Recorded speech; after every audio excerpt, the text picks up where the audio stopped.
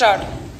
हर साल मई जून के महीने में नैनीताल से ऐसी खबरें और तस्वीरें आती हैं कि वहाँ की प्रसिद्ध झील का पानी सूख रहा है और उसका जलस्तर काफ़ी नीचे पहुँच गया है।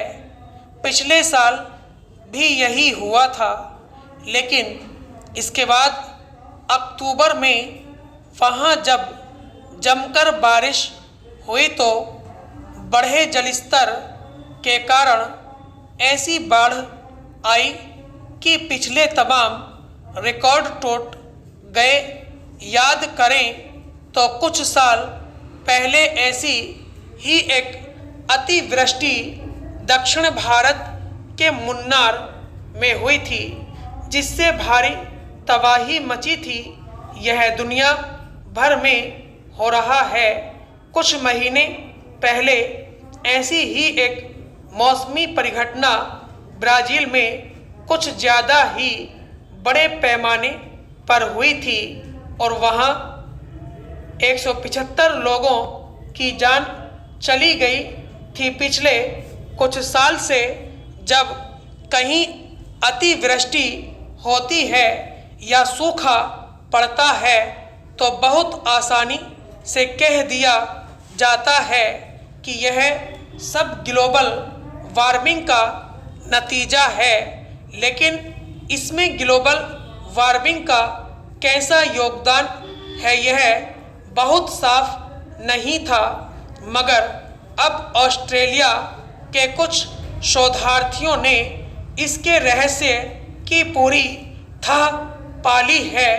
वैज्ञानिक इस बात को पहले ही समझ रहे थे कि गर्मी बढ़ने के साथ ही पानी के वाष्पीकरण की प्रक्रिया तेज हुई है, लेकिन मौसम की अति में इसका कितना योगदान है यह साफ नहीं था। इस शोध में प्राकृतिक पानी के भाप बनने की मात्रा का अध्ययन किया गया। दिलचस्प बात यह है कि इस शोध में पर्यावरण विज्ञानी तो शामिल थे ही, लेकिन मुख्य भूमिका में गणितज्ञ थे। इसी से यह आकलन हो सका कि कितना पानी भाप बनता है और फिर किस तरह बरसता है।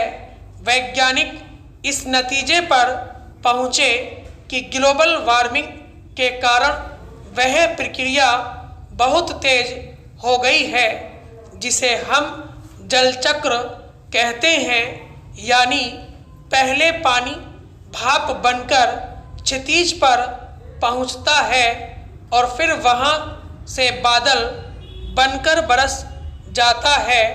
गर्मी के कारण जितना पानी भाप बनता है उतना ही बरस भी जाता है, यानी जितनी गर्मी उतनी ही बारिश। इस समय पूरी दुनिया में यही हो रहा है। दुनिया का 80% पानी समुद्र से ही भाप बनता है और फिर उसी पर बरस जाता है। समुद्र का खारा पानी जब भाप बनता है तो उसमें लवण की मात्रा बढ़ जाती है और जब उस पर बरसता है तो घट जाती है। शोधकर्ताओं ने 1970 से 2014 तक के आंकड़ों के आधार पर समुद्र में लवण की मात्रा का अध्ययन भी किया। उन्होंने पाया कि जल चक्र तेज हो जाने के कारण धरती का मीठा पानी काफ़ी ज़्यादा मात्रा में समुद्र में पहुंच रहा है, जिससे समुद्र का खारापन कम हो रहा है। स्टॉप।